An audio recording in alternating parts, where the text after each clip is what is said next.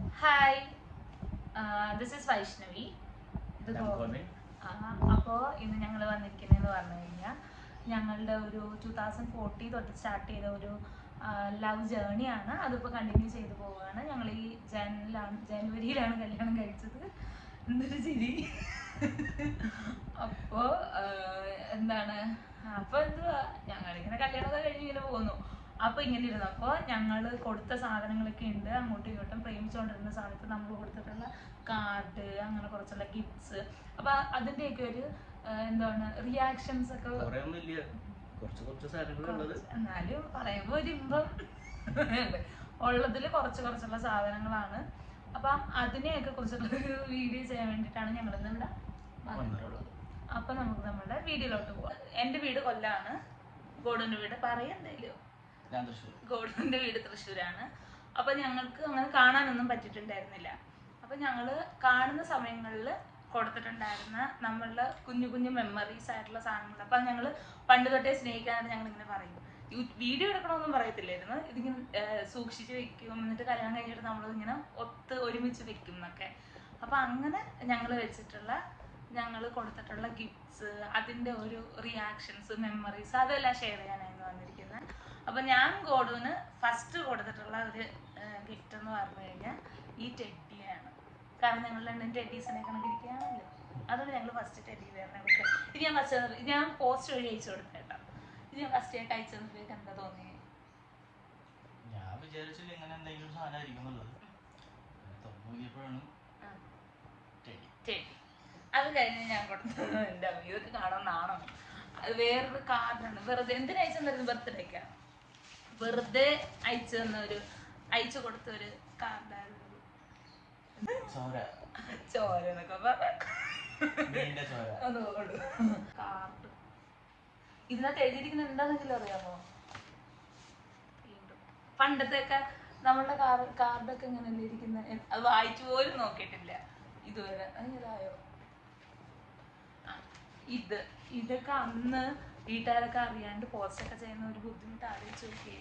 ഇവിടെ ഇയാൾ അങ്ങനെ പോയി വാങ്ങിയത്?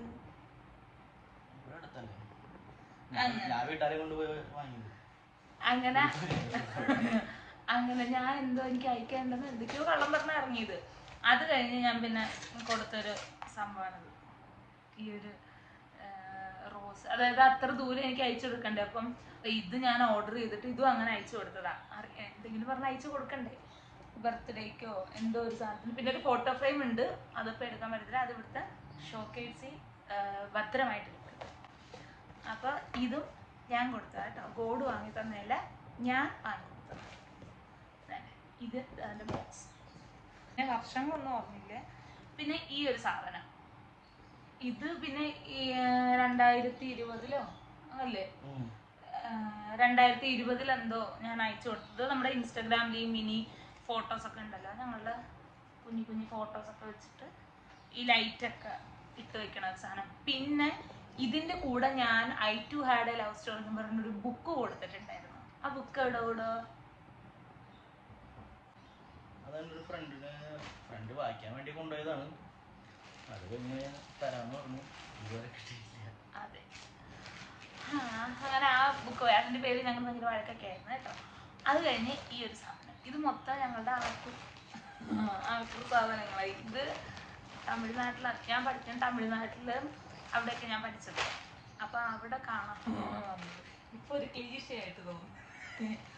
ഗോഡുവിൻ്റെ ബ്ലൂ ഷർട്ട്. ഇതിപ്പോൾ ആദ്യമായിട്ടൊക്കെ ഞങ്ങളുടെ വീട്ടുകാർ പോലും കാണുന്നു. ആലോചിക്കുക അവസ്ഥ. ഇത് ഗോഡുവിൻ്റെ ഇപ്പോഴും ഉണ്ട്. ഇത് വേണമെങ്കിലും ഉപയോഗിക്കല്ലേ, എന്തിനാ വെച്ചിരിക്കുന്ന ഈ സാധനം. ഇത് ഗോഡുവിൻ്റെ ഷർട്ട്. അത് എനിക്ക് ഗോഡ് അതിനകത്ത് തന്നിട്ട് പോയി കവറായിട്ട് അത് ഞാൻ സൂക്ഷിച്ച് വെച്ചിട്ടുണ്ട്. എനിക്ക് സ്നേഹമുണ്ട്, ഞാൻ പ്രകടിപ്പിക്കും അത്. പിന്നെ ഈ ഇതിനകത്തിരിക്കുന്നതൊക്കെ എനിക്ക്, അതായത് ഇപ്പം വീട്ടിൽ ഇപ്പം പെൺപിള്ളേർക്ക് അറിയില്ലോ, നമ്മളിപ്പോൾ വീട്ടിൽ ഡ്രസ്സൊക്കെ വാങ്ങി തന്നിട്ടുണ്ടെങ്കിൽ നമ്മുടെ വീട്ടിൽ പെട്ടെന്ന് പൊക്കും.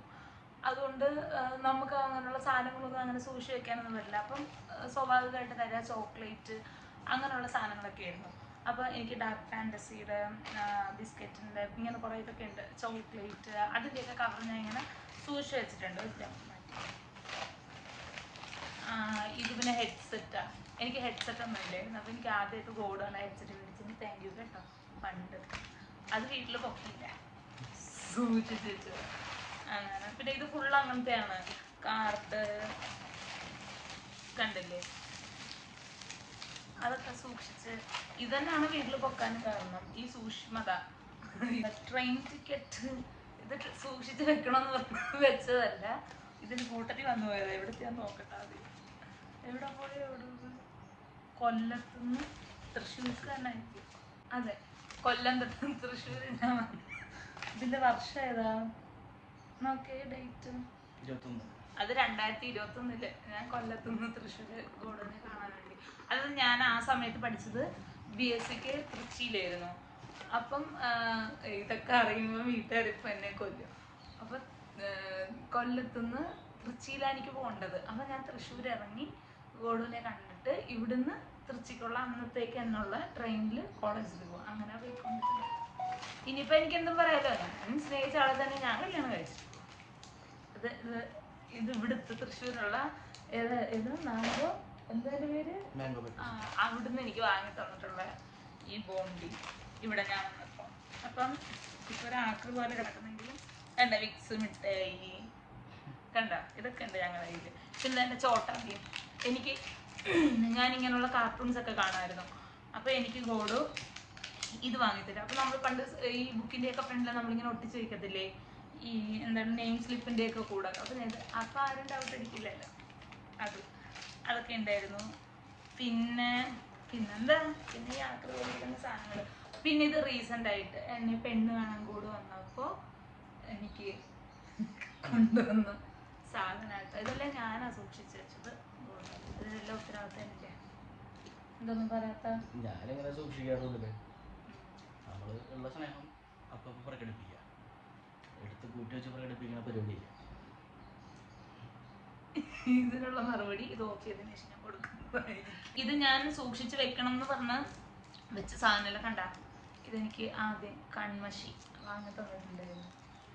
പിന്നെ ഇത് കപ്പലണ്ടി മിഠായിയുടെ, അങ്ങനെ കുറേ സാധനങ്ങളുണ്ട് കേട്ടോ. അങ്ങനെ ഇതെല്ലാം നമ്മളിങ്ങനെ സൂക്ഷിച്ച് വെച്ചതെന്ന് പറഞ്ഞു കഴിഞ്ഞാലേ, ഞാൻ പണ്ട് ഞങ്ങളിങ്ങനെ റിലേഷനിലായിരിക്കുമ്പോൾ പറയായിരുന്നു ഇതെല്ലാം സൂക്ഷിച്ച് വെക്കും, എന്നിട്ട് കല്യാണം എല്ലാം കഴിഞ്ഞ് നമ്മൾ വരില്ല, നമുക്ക് ഭാവിയിൽ കുഞ്ഞുങ്ങളൊക്കെ ഉണ്ടാവുക, അവർക്ക് ഇതൊക്കെ കാണിച്ചു കൊടുത്തിട്ട് പറയും ആരെയും നിങ്ങളിത് ഞങ്ങൾക്ക് പ്രേമിച്ച് കല്യാണം കഴിക്കരുത് എന്ന് പറയാൻ വേണ്ടിയിട്ട് വെറുതെ കേട്ടോ. അങ്ങനെ ഞങ്ങളൊന്ന് പറയായിരുന്നു. പക്ഷെ അതൊക്കെ ഇങ്ങനെ പ്രാവർത്തികമാകുമെന്ന് ഞങ്ങൾ രണ്ടുപേരും പ്രതീക്ഷിച്ചിട്ടുണ്ടായിരുന്നില്ല. പിന്നെ ഞാൻ ഈ സാധനങ്ങളെല്ലാം സൂക്ഷിച്ചു വെച്ചതിനെ കുറിച്ച് ഇയാളുടെ അഭിപ്രായം എന്താ? എൻ്റെ ഭർത്താവിന് തന്നെ പ്രത്യേകിച്ച് അഭിപ്രായം ഇല്ല. എന്താണ് ഞാൻ ഇങ്ങനെ സൂക്ഷിച്ചു വെക്കുന്നത് ഞങ്ങൾ അറിഞ്ഞിട്ടുണ്ടായിരുന്ന വെക്കുമെന്ന് തോന്നുന്നു. പണ്ട് ഞാൻ പറയായിരുന്നു ഞാൻ ഈ സാധനങ്ങളെല്ലാം സൂക്ഷിച്ചു വെക്കായിരുന്നു. എന്നാലും പിന്നെ ഇടയ്ക്ക് തല്ലുകൂടിയ സമയത്ത് കുറെയൊക്കെ കയറി കളഞ്ഞു. അത് നമ്മളിങ്ങനെ അത് സ്നേഹിക്കുന്നവർക്ക് മനസ്സിലാവും.